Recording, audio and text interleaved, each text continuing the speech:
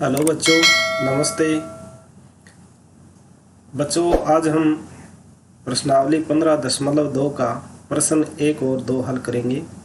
तो चलिए बिना देरी किए शुरू करते हैं आज का ये वीडियो। देखिए बच्चों, पहला प्रश्न, निम्न बिंदुओं को एक वर्गांकित कागज ग्राफ शीट पर अंकित कीजिए और जांचिए कि क्या वे सभी एक सरल रेखा पर स्थित हैं। इसमें बच्चों 3 प्रश्न दिए गए हैं, ए, बी, सी। अब हम एक एक को तीनों को देखते हैं। सबसे पहले हमें जो ए वाला है उसको हल करेंगे। ये एक ग्राफ शीट यहाँ दी गई है, इसके ऊपर हम ए बिंदु को दर्शाएंगे। यहाँ आपको ध्यान रखना है कि जो भी बिंदु दिया गया है उसमें कोष्टक, उस बिंदु के आगे कोष्टक में 2 संख्याएं दी गई हैं। अब ये जो पहली संख्या है वो x अक्ष की है और दूसरी जो संख्या है वो y अक्ष की है। तो सबसे पहले आपको इस ग्राफ के ऊपर इस तरह से 2 अक्ष है वो खींच लेने हैं। जैसे ये हमने ले लिया x अक्ष। आप फुट से इस रेखा को सही से खींच लें।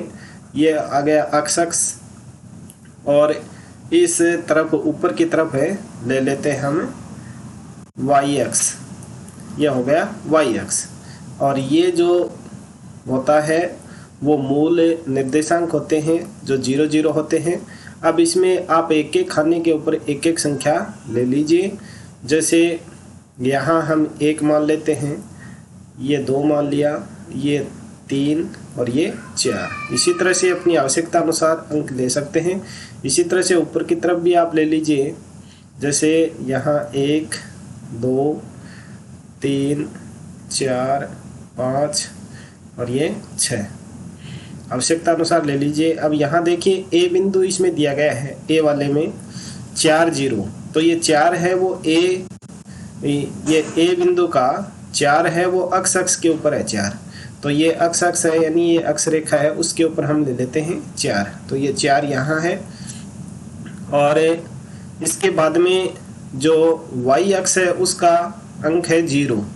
तो यानी 4 0, तो यानी ये 0 है y के ऊपर, तो y वाला 0 तो यहीं आएगा। तो ये बिंदु यहाँ हम दर्शा देंगे। 4 के ऊपर एक बिंदु बना करके उसका नाम हम दे देंगे a और उसके आगे निर्देशांक लिख दीजिए 4 0, इस तरह से। अब b बिंदु है, उसके निर्देशांक दिए गए 4 2। तो ये फिर से 4, तो 4 वाली रेखा ये है और y के ऊपर लेना है 2। तो 4 और 2 को मिलाने वाली जो रेखा है उसके ऊपर हम ये बी बिंदु लेंगे। तो ये बी बिंदु यहाँ आएगा। ए के ऊपर आ गया 4 और अक्ष के ऊपर है 4 और वाई अक्ष के ऊपर 2। तो ये हो गया बी बिंदु और इसके निर्देशांक हैं 4 2, इस तरह से लिख दीजिए।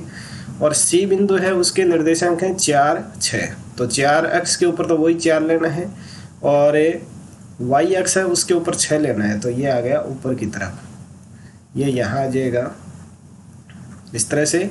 और इसको नाम दे दिया सी बिंदु और ये हो गया 4 6, ये के निर्देशांक हो गए। अब इसके बाद में डी बिंदु है, उसके हैं 4 और 2।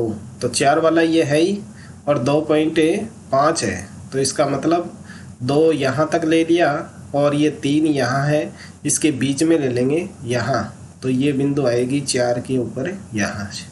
तो ये हो गया डी बिंदु और इस डी बिंदु के निर्देशांक हो गए 4 और 2.5। अब आप इन बिंदुओं को क्या करेंगे, फुट से आपस में इस तरह से मिला देंगे, इस तरह से मिला देंगे फुट से। तो आपकी रेखा एक सीधी बनेगी। और इसमें पूछा गया है कि क्या वे सभी एक सरल रेखा पर स्थित है। तो बिल्कुल ये एक सरल रेखा के ऊपर स्थित हैं। यहाँ लिख देंगे एक का आंसर है हाँ, ये सभी सरल रेखा पर स्थित है, सरल रेखा पर स्थित है। तो इस तरह से आपको ग्राफ पेपर है उसके ऊपर इन बिंदुओं को दर्शाना है और उसके बाद में इसका आंसर लिखना है। अब देखिए जो पहला प्रश्न है उसमें सेकंड पार्ट को हम देखते हैं। सेकंड पार्ट है उसमें भी आपको वही इन बिंदुओं को दर्शाना है और फिर उनको देखना है कि वो सरल रेखा के ऊपर है या नहीं है। तो चलिए मैं फटाफट से इनको दर्शा देता हूँ। पहले में मैंने आपको समझा दिया, आपको अच्छे से समझ में आ ही गया होगा। अब मैं फटाफट इनको दर्शा देता हूँ। ये एक्स अक्ष है और ये वाई अक्ष है। आपको ये रेखाएं हैं पुट से खींचनी है। पहला दिया है P बिंदु 1 1, तो ये 1 2 3 4 5 और ये 0 हो गया। 1 2 3 4 5। पहला दिया गया है 1 1, तो 1 1 वाला बिंदु ये हो गया। इसको दे देते हैं हमें P बिंदु और इसके निर्देशांक है 1 1। फिर है Q बिंदु पे 2 2 है, तो ये यहाँ आ जाएगा Q बिंदु और इसके निर्देशांक हो गए 2 2। फिर R बिंदु है, उसके निर्देशांक है 3 3, तो 3 वाला अक्ष से लेना है, 3 वाला वाई से लेना है। और ये जहाँ दोनों रेखाएं मिलती हैं वहाँ आपको बिंदु बना करके और इसके निर्देशांक लिख देने हैं इस तरह से। फिर S है, उसके हैं 4 4, तो अक्ष के ऊपर 4 ये है और वाई के ऊपर 4 ये है। तो यहाँ हो गया आपका ये S बिंदु और इसके निर्देशांक हो गए 4 4। अब इनको फुट से आपको आपस में मिला देना है इस तरह से। तो ये जो बिंदु है वो भी एक सरल रेखा के ऊपर स्थित है। तो इस बी का आंसर आप लिख देंगे, ये सभी सरल रेखा पर स्थित है। यह हो गया इसका आंसर बी वाले का। अब देखिए नेक्स्ट सी वाला।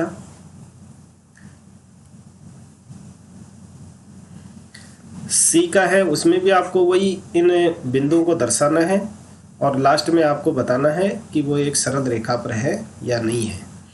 तो आपको वही ये अक्ष है वो खींचने हैं। ये हो गया आपका अक्ष अक्ष, ये अक्ष अक्ष और ये हो गया आपका वाई अक्ष, ये वाई अक्ष। इनके ऊपर ये अंक है वो लिख देने हैं 0 1 2 3 4 और 5। उचित पैमाना लेकर के लिखने हैं आपको। इसी तरह से 1 2 3 4 और ये 5। अब के बिंदु लेना है आपको 2 3 के ऊपर। तो 2 है वो अक्ष का है, तो 2 ये अक्ष के ले लिए और 3 लेने हैं वाई के। तो ये 2 वाली रेखा और ये वाई वाली रेखा, ये हो गया आपका के बिंदु। इसके निर्देशांक हैं 2 3। फिर एल बिंदु है, उसके निर्देशांक 5 3, तो अक्ष के ऊपर 5 लेना है और फिर वाई के ऊपर 3 लेना है। तो ये हो गया आपका 5 और 3। ये एल है बिंदु, इसके निर्देशांक दिए हुए हैं 5 3। उसके बाद में एम बिंदु है वो 5 5 के ऊपर लेना है। तो ये 5 अक्ष का लेना है और 5 ही वाई का लेना है। तो ये है आपका एम बिंदु, इसके निर्देशांक 5 5। इसी तरह से एन बिंदु है, उसके निर्देशांक 2 5। तो ये 2 लेने हैं अक्ष के ऊपर और 5 लेने हैं वाई के ऊपर। तो ये हो गया एन और इसके निर्देशांक हैं 2 5। अब इन सबको आपको मिला देना है इस तरह से। तो देखिए ये एक यहाँ आयत की आकृति बन गई है। तो ये जो बिंदु हैं वो एक सरल रेखा पर स्थित नहीं है, यानी सीधी रेखा के ऊपर नहीं है। ये आपस में रेखा है वो घूम रही है, इसलिए ये जो सी है उसका हम आंसर लिख देंगे नहीं, ये एक सरल रेखा पर स्थित नहीं है, सरल रेखा पर स्थित नहीं है। तो इस तरह से आपको ये पहला सवाल है वो हल करना है। अब देखिए नेक्स्ट दूसरा सवाल। दूसरा सवाल दिया गया है बिंदु 2 3 तथा 3 2 में से गुजरती हुई एक सरल रेखा खींचिए। उन बिंदुओं के निर्देशांक लिखिए जिन पर यह अक्ष अक्ष और वाई अक्ष को प्रतिच्छेद करती है। तो सबसे पहले आपको अक्ष खींच लेने हैं। जैसे ये खींच लिया हमने x अक्ष और ये खींच लिया y अक्ष। ये मूल निर्देशांक 0 और इसके ऊपर आपको अंक लेने हैं 1 2 3 4 और ये 5। इसी तरह से y अक्ष है, ये x अक्ष है, y अक्ष के ऊपर भी ले लेते हैं 1 2 3 4 और ये 5। ये हो गया आपका y अक्ष। अब बताया गया है इसमें 2 और 3 बिंदु लेने हैं हमें, 2 और 3। तो 2 लेना है x के ऊपर और y के ऊपर लेना है 3। तो ये हो गया आपका, इसको नाम दे देते हैं हम a और इसके निर्देशांक है 2 और 3। इसी तरह से लेना है 3 और 2।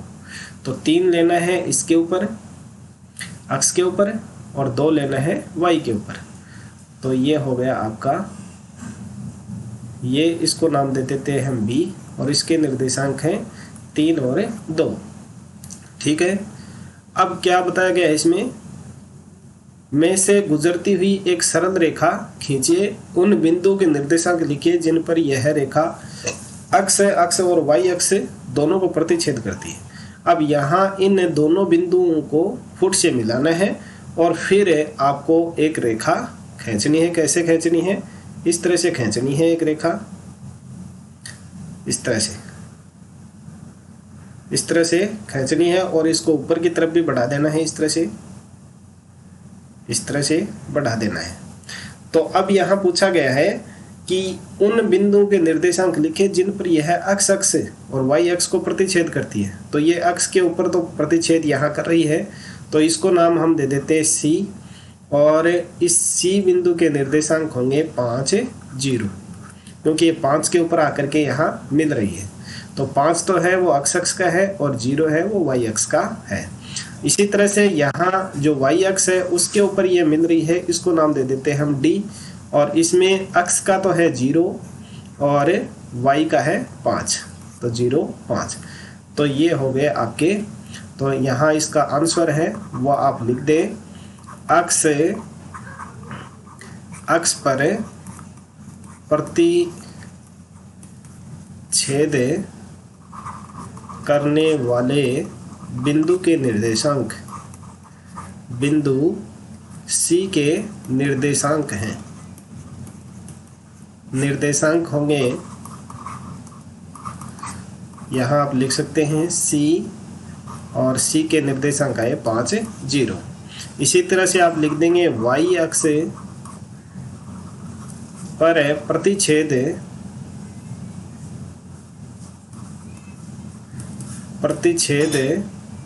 करने वाले बिंदु D के निर्देशांक होंगे। D के निर्देशांक कितने थे? D 0 5। तो इस तरह से इसका आंसर आपको लिख देना है। तो बच्चों आज के वीडियो में बस इतना ही।